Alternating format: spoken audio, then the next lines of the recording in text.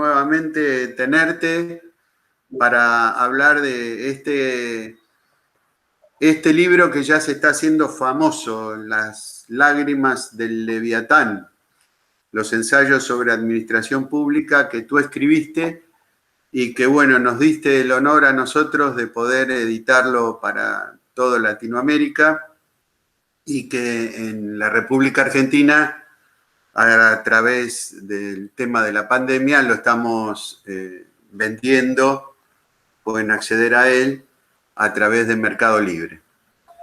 La idea un poquito hoy es poder ampliar algunos de los conceptos principales que escribiste y que la verdad a mí en lo personal me impactaron mucho, especialmente para ir abriendo el ámbito de discusión en la primera parte nomás, para saber que todo lo demás del libro proviene de estos conceptos fundamentales. Me parece que este concepto nos gustaría que lo amplíes un poquito más. Dice en una frase: por tanto, una posición progresista, en el sentido más literal del término, es aquella que defiende las administraciones públicas para su defensa del bien común y del interés general. Dicho de otra manera, quien defiende a la administración pública es progresista, ya que apuesta por instituciones que intentan corregir y atenuar los desequilibrios e injusticias que provoca el mercado. Digamos, para saber de qué trata esto. Muchas gracias, Eduardo. No, para mí ha sido un honor que me publique la Fundación I+E este libro, porque la verdad es que uno que tiene publicados unos cuantos libros y son como hijos, pero este le voy a tener un especial cariño y creo que va a ser uno de mis mejores libros, por no decir el mejor, porque es un libro que me habéis permitido hacer una compilación de diversos ensayos, muchos de formato muy corto y técnico, pero también con lenguaje divulgativo, y luego 4 textos, digamos, más académicos, pero también, digamos, comprensibles. Con lo cual he podido hacer una selección de lo que yo considero que son mis mejores textos. No son los textos de toda mi vida, porque muchos elementos que uno ha ido aportando ya han quedado obsoletos con el tiempo. Solo hay un artículo que es del 2000, pero es un artículo muy importante, que sigue vigente, que es quizá el artículo más difundido de mi obra, que es una crítica a la nueva gestión pública que se hizo de forma muy temprana en el año 2000. Pero el resto de aportaciones, todos son una selección de aportaciones de mis últimas publicaciones de los últimos 4 años. Por lo tanto, estamos ante un libro que, salvo este, digamos, ingrediente clásico, que no es más del 10% del libro, quizá menos, el resto es de una rabiosa actualidad. Y la frase que ha seleccionado Eduardo me parece que es enormemente significativa. El otro día estaba en otra charla y me comentaron: los que no tienen nada solo tienen la administración pública. Es decir, en este equilibrio entre Estado y mercado, que es mediante el que conseguimos el bienestar de los ciudadanos, pues la parte más desfavorecida de la ciudadanía, de la parte, digamos, más colateral o lateral de nuestras sociedades, la parte más vulnerable, requiere un Estado y una administración pública muy fuerte. Y ahora, ante la crisis de la COVID, pues hemos podido comprobar una vez más la importancia de que exista este equilibrio entre Estado y mercado. Bien, el libro se preocupa precisamente por intentar proponer, primero, alarmar al lector y luego proponerles medidas de cambio para evitar que el Estado entre en una decadencia absoluta.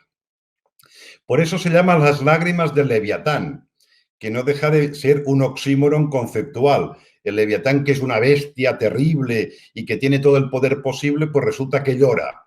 Y llora porque muchas veces, a pesar de ser muy grande y de ser monstruoso, está manifestando una cierta impotencia en relación al mercado ante los enormes cambios que estamos experimentando en la actualidad. Uno de ellos, y más importante, es la revolución tecnológica que nos está viniendo de la mano 4.0, pero también nos ha costado ponernos al día en la revolución 2.0, digamos, de la sociedad de la información. Y este Estado, digamos, llora, está en situación vulnerable porque tiene un conjunto de problemas internos, que son como su cuello de botella institucional, que le dificultan mucho su renovación y su modernización. Y luego hay un conjunto de elementos externos que hace que, combinados con los internos, puede existir, digamos, un deterioramiento del Estado y un desequilibrio claro, el Estado hacia abajo y el mercado hacia arriba. No estoy haciendo más que el libro que ha salido recientemente de Acemoglu y Robinson, del pasillo estrecho, como ellos están hablando del enorme peligro que exista el Estado ausente. Pues bueno, yo lo que intento es evitar el Estado ausente, que en este pasillo estrecho yo creo que la crisis de la COVID no va a cambiar absolutamente nada de los itinerarios que a nivel estratégico ya tenía que caminar la administración pública, pero sí que es un elemento muy importante en la crisis de la COVID de catalizador de este cambio, es decir, de acelerador de los cambios. Y se han puesto de manifiesto ahora todas las debilidades del Estado y a la vez todas las debilidades del mercado y esta necesidad de reactivar, de que tengamos una agenda institucional muy clara de renovación en la administración pública para dejar que este leviatán llore y pueda ser un leviatán, digamos, consistente a la hora de proteger a los ciudadanos, toda la ciudadanía, pero especialmente a los más vulnerables, y a la hora de prestar servicios. Vos tenías unas preguntas para Carles. Sí, gracias Eduardo. Carles, un gusto. Y después de la introducción y de la pregunta filosófica y conceptual y fundacional que planteaba Eduardo, a mí me gustaría retomar lo que comentabas acerca de la revolución tecnológica, la inteligencia artificial, etcétera, etcétera, dentro del marco del Estado. Y en particular, revisando en detalle los contenidos de tu libro, encontramos un capítulo que nos llamó mucho la atención, todos nos llamaron la atención, pero uno en particular, donde vos planteás algo más de unos 20 postulados, una suerte de manifiesto, que tiene que ver con cómo debería regularse desde el Estado toda esta cuestión de los algoritmos y la inteligencia artificial. Digamos, estamos en presencia de un tema clave. Como vos comentabas recién, uno como observador externo tiene la sensación de que el mercado está avanzando muy rápido con respecto a esto, y uno se pregunta qué rol debería tener el Estado, si debería ser un simple observador o si debería tener una actitud mucho más activa. Entonces, yo tomé algunos de los postulados que comenzabas y los reconvertí en dos o tres preguntas que me gustaría plantearte para conocer tu opinión. Y creo que una primera para comenzar es esta de cómo pensás vos que deberían ser aprobados los algoritmos públicos y en base a qué valores. Digamos, porque estamos hablando de un rol muy activo del Estado con respecto a esto, entonces la pregunta es, ¿qué debería hacer el Estado para aprobarlos? ¿Cómo deberían ser los procesos? ¿Qué valores habría que incorporar para que esto se apruebe y se lleve a la práctica? Claro, siguiendo la línea argumental anterior, fíjate que la inteligencia artificial está entrando con mucha fuerza en el sector privado, que va a ir a velocidad de crucero. Y entonces se está produciendo un empoderamiento del sector privado ante el recurso más crítico, que es la información, y la información incluso de carácter confidencial de los ciudadanos. El mismo Acemoglu, a raíz de esta crisis de la COVID, decía que él vislumbraba un Estado en decadencia, por tanto un Estado ausente, y unas empresas de tipo absolutista. Y estas empresas absolutistas serían las que dominan la inteligencia artificial y la robótica.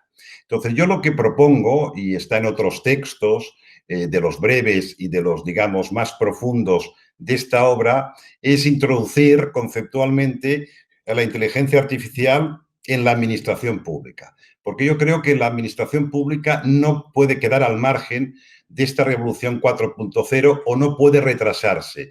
Porque en aras de mantener este equilibrio entre Estado y mercado es muy importante que la administración pública incorpore de manera inmediata todas las ventajas que son enormes a nivel de eficacia, de eficiencia y de refinar el modelo de gestión que vienen de la mano de la inteligencia artificial. Pero obvio que una vez la administración pública introduzca la lógica de los algoritmos y los sistemas de entrenamiento de los algoritmos, todo esto hay que regularlo de una forma con unos valores y una ética pública propios, a diferencia de lo que hace el sector privado.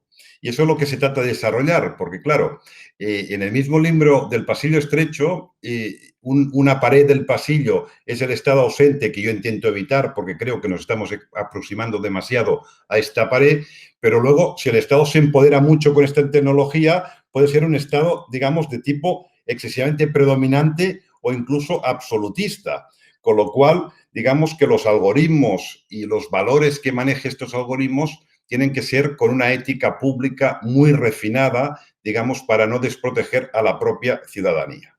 Un ejemplo, ya en Estados Unidos existen jueces robots que dictan sentencias. Y hay un caso famoso que se llama el caso Loomis, de un hombre que comete un pequeño delito, entonces pasa un trámite, que era un trámite casi administrativo, para ver si le imponían la prisión condicional, pero era imposible porque el delito era muy menor y no tenía antecedentes penales, y para sorpresa de todos, el juez robot lo mete en la prisión preventiva, lo mete en la cárcel. Entonces hace un recurso el abogado, el Tribunal Supremo del Estado dice que el que tiene razón es el juez robot y entonces el abogado dice, estoy desprotegido. Quiero conocer el algoritmo. Respuesta, el algoritmo lo ha hecho una empresa privada y es secreto porque está protegido por una patente. Esto es totalmente inadmisible.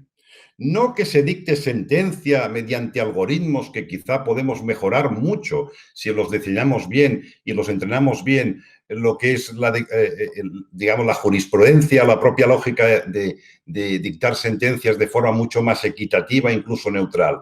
Sino el problema es que no se puede hacer algo tan grave como dictar una sentencia mediante un algoritmo que es secreto porque está elaborado por una empresa privada y protegido por patente. Cuando todos los algoritmos que maneje la administración pública tienen que ser totalmente públicos, que estén abiertos al escrutinio público de especialistas, de organizaciones más o menos que dominen estas materias y de la propia ciudadanía.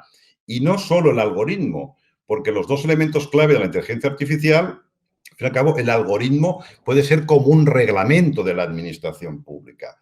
Es relativamente fácil formalizar matemáticamente un algoritmo de algo que es conceptual. Pero el algoritmo toma unas decisiones en función de unos sistemas de entrenamiento, de una información a la que va teniendo acceso y sobre la información la cual va aprendiendo. Pues bien, los sistemas de entrenamiento de estos dispositivos de inteligencia artificial también tienen que ser totalmente públicos y totalmente sometidos a escrutinio público porque también podrían ser, digamos, manipulables fácilmente o que no respeten pautas de neutralidad o equidad. En el caso este que he puesto, el caso Loomis, no está claro si el problema era el algoritmo, que quizás estaba bien, sino quizá el problema eran los sistemas de entrenamiento. Porque, claro, si resulta que tú le enseñas solo al algoritmo muchas fotos de delincuentes negros, el señor Loomis era es un hombre de color, pues resulta que, claro, el dispositivo cada vez que ve a alguien de color, pues lo mete en la cárcel directamente. Por los dos elementos críticos a controlar de una forma, digamos, abierta, primero internamente por la administración pública, que los configuren, los sistemas de entrenamiento de los algoritmos, equipos multidisciplinares con sus propios correctores, que exista una propia comisión interna o una agencia independiente que esté escrutando y validando constantemente estos algoritmos y estos sistemas de entrenamiento. Y finalmente que esto esté abierto a la sociedad para que la sociedad pueda también, digamos, estar informada, escrutar, evaluar y mejorar estos algoritmos, que es un proceso continuo, y los sistemas de entrenamiento, porque la primera no vamos a acertar, sino que tenemos que ir refinando. Y cuanto más ojo sea, cuanto más apostemos por un gobierno, una administración pública inteligente, polivalente internamente y multidisciplinaria, donde estén muchas sensibilidades y no solo la estrictamente técnico-matemática o hiperespecializada, y además abierta, porque estas sensibilidades socialmente también son muy importantes para mejorar estos sistemas, digamos, de control, que es una forma, digamos, de mejora de los algoritmos y de una propia, digamos, escrutinio. Es una especie de, digamos, de equilibrio también entre partes, especialidades y un equilibrio entre el poder público y, digamos, los poderes de carácter privado o sociales. Carles, Yo creo que es muy interesante todo lo que estás comentando y en la presentación que hacías recién hablabas de la importancia de empezar a incorporar estos mecanismos de inteligencia artificial y estos algoritmos al interior de la administración pública. Yo creo que es un tema crucial. Ahora quiero hacerte otra pregunta, porque en paralelo hay mucha preocupación acerca del impacto que tienen estas nuevas tecnologías sobre el empleo. Cuando hablamos del impacto sobre el empleo, estamos hablando obviamente del impacto sobre el empleo privado, pero también del impacto potencial que esto podría tener sobre el empleo público si se aplica en la administración pública. Entonces, la siguiente pregunta tiene que ver con esto, es decir, ¿con qué mecanismos consideras vos que la administración pública debería armarse y con qué mecanismos crees que debería contar para minimizar el impacto de la adopción de estas nuevas tecnologías sobre el empleo público? La verdad es que el impacto de las tecnologías emergentes y básicamente de la inteligencia artificial y de la robótica en el mercado laboral, todos los estudios dicen que van a ser enormes. Algunos estudios hacen la predicción de que el 30% de los actuales puestos de trabajo se van a ver afectados durante los próximos 20 años. Pero cuidado que hay estudios que lo elevan hasta el 60%. Digamos que el trauma que va a existir en el mercado laboral va a ser absolutamente espectacular. Incluso tengo que decir que desde mi perspectiva, que es estrictamente pública, veo esta situación a nivel social y a nivel laboral como muy agobiante y es muy importante que las administraciones públicas pues intenten, digamos, suavizar este impacto y este dolor social y laboral que van a sufrir todos los países del mundo a raíz de esta tecnología. Claro, los liberales están muy tranquilos porque ellos han demostrado empíricamente, y tienen razón, que en las 3 revoluciones industriales anteriores se han destruido muchos puestos de trabajo, pero se han creado todavía más. Con lo cual ellos dicen, tranquilos. Bueno, tranquilos no, porque los costes de transición, de que exista 1 o 2 o 3 generaciones especialmente afectadas, yo creo que ya estamos suficientemente maduros nuestras sociedades y sistemas públicos para intentar atenuar, digamos, estos elementos, estas externalidades negativas, al menos transitoriamente, de la tecnología. Pero cierto que hay una parte de la literatura que dice o anuncia que quizás este vaya a ser la primera revolución industrial que va a destruir más puestos de los que va a crear. Porque a mí me malicia que los liberales o neoliberales, a la vez que defienden que no va a pasar nada y se van a crear más puestos de trabajo, pues están todos hablando, curiosamente, de la renta básica universal y de que los robots paguen impuestos. Y digo, bueno, si se va a crear más empleo, eso no tendría que ser ningún problema a nivel económico. ¿No será que se están poniendo ya la tirita antes de recibir la herida? Pero eso es en el mercado laboral privado que yo no domino.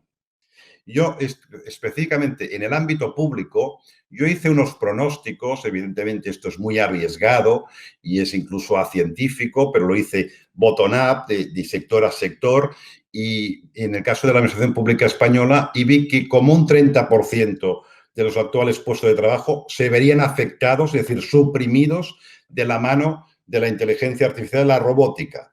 Y hay cantidad de plataformas, ONET es una de las más importantes, donde hacen estos pronósticos y donde te dicen puesto de trabajo por puesto de trabajo, pues qué posibilidades tiene de desaparecer en los próximos años por por estas tecnologías emergentes. En cuanto al impacto, va a ser importante. Es curioso porque a mí me salió el impacto del 30%, que es, digamos, el pronóstico más conservador de los especialistas y de los observatorios, digamos, de desaparición de puestos de trabajo.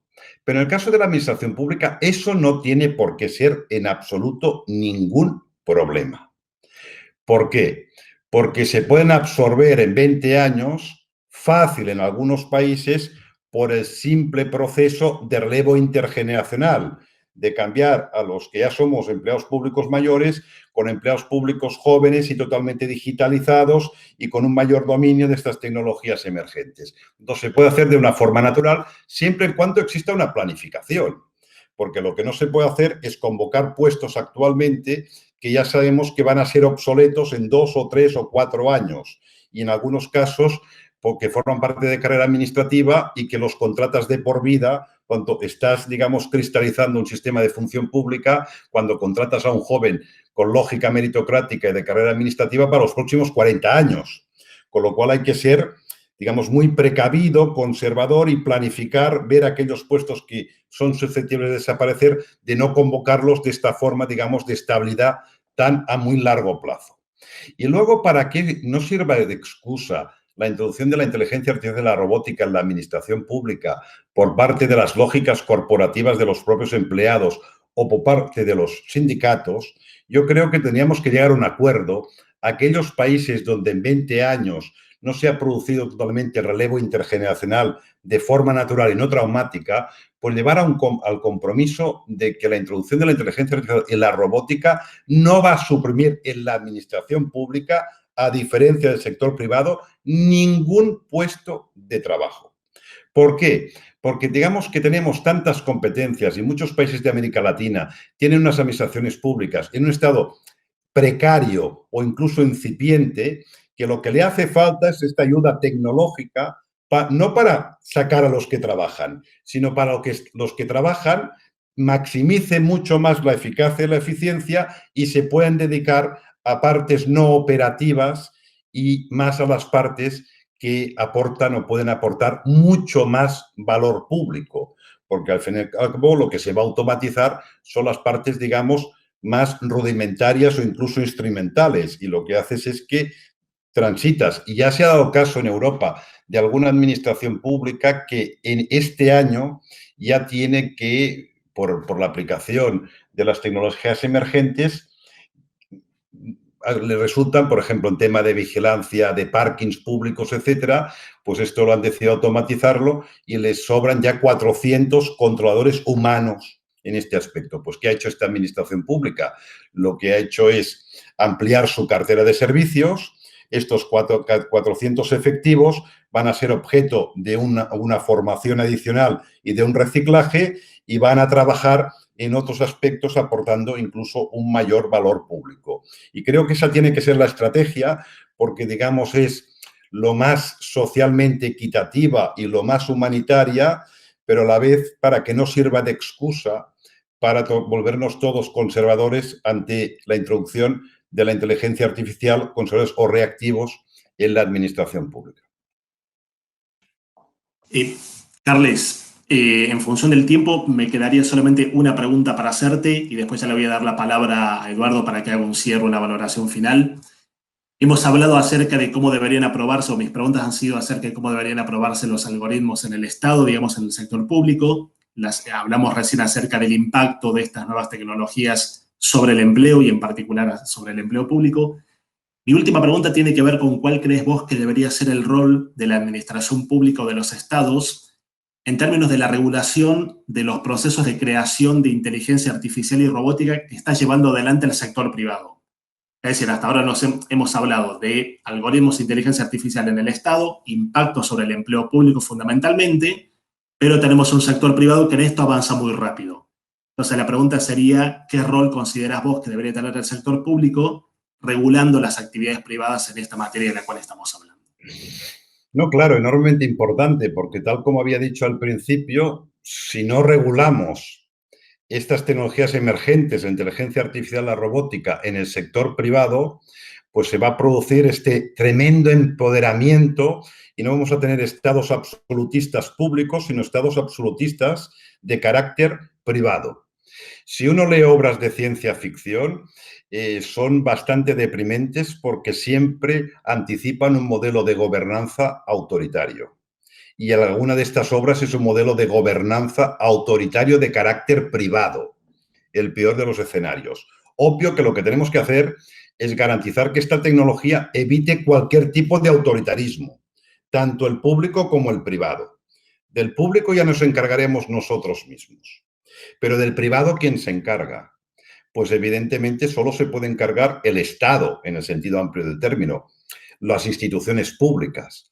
Por lo tanto, si las instituciones públicas no se empoderan y no introducen esta tecnología para mejorar sus propios sistemas de gestión y prestación de servicios, que eso implica que los van a dominar, y eso implica la práctica, que pueden coliderar esta revolución tecnológica, no liderarla, sino coliderarla junto con el sector privado, entonces tenemos un Estado y una administración pública que conoce la materia, que la domina, que está suficiente empoderado para que técnicamente sea capaz de regular al sector privado y cómo el sector privado hace un uso de la inteligencia artificial y de la robótica.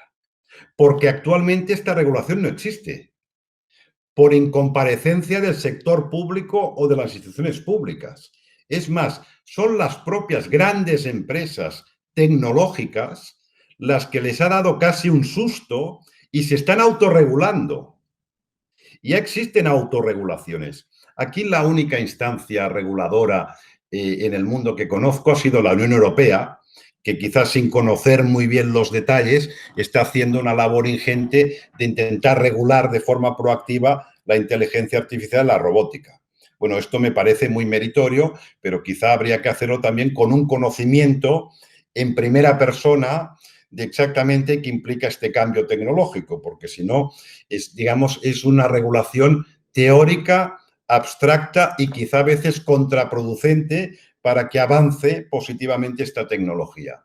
Pero en el mundo anglosajón no existe ningún intento de regulación y, como he dicho antes, las empresas, ellas mismas, ante este vacío de regulación, intentan autorregularse. Y hay distintos ejemplos de autorregulación, que es muy sensata, pero nadie se le escapa, que es muy difícil que el zorro regule cuántas gallinas se va a comer. Es contra natura esta regulación y evidentemente es una regulación enormemente generosa en dejar unos enormes espacios de libertad y de posible, digamos, actuación absolutista contra la ciudadanía y contra sus clientes y contra la sociedad en general, que yo creo que las administraciones públicas no pueden quedar, las administraciones públicas no pueden quedar fuera de este juego y por lo tanto tienen que ejercer esta función de regular. Pero repito, regular implica conocer, implica dominar, implica tener masa crítica.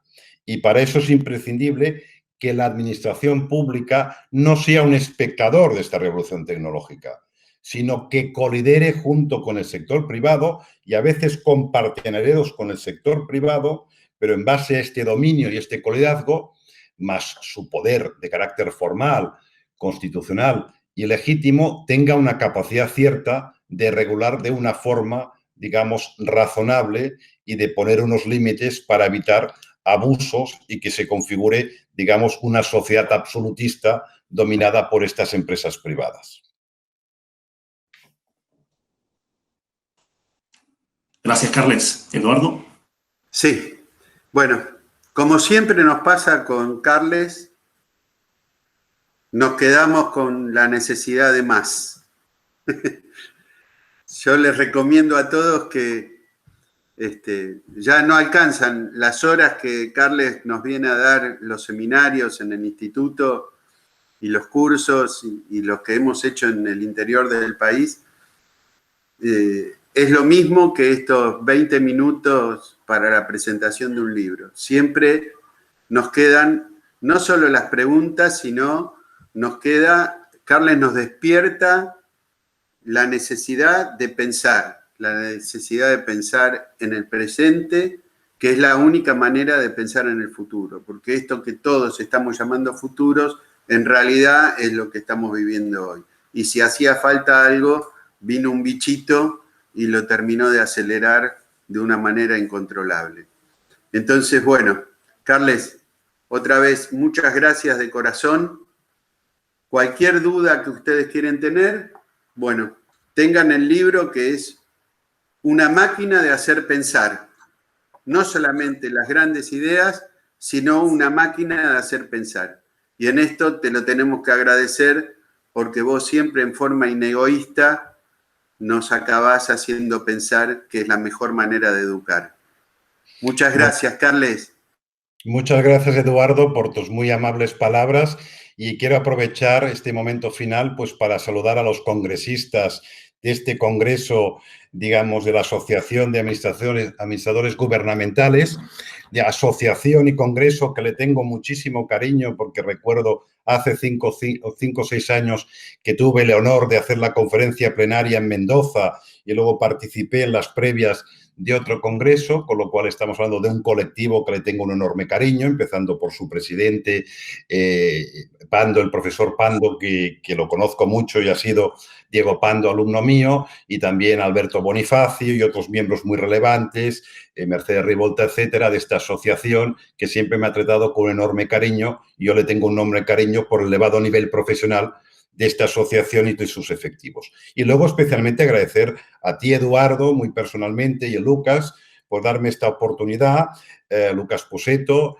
y Eduardo Kowalski, porque la verdad es que para mí ha sido un auténtico privilegio poder publicar esta obra en vuestra fundación, que tengo que decir que además desde un punto de vista de contenido yo soy el responsable y por lo tanto aquello que no ha salido muy feliz es culpa mía, pero desde un punto de vista de continente es una edición enormemente cuidada en lo que es la propia edición en el sentido formal del término, lo que es la cubierta, el dibujo de la entrada, la propia, digamos, facilidad con que se lee.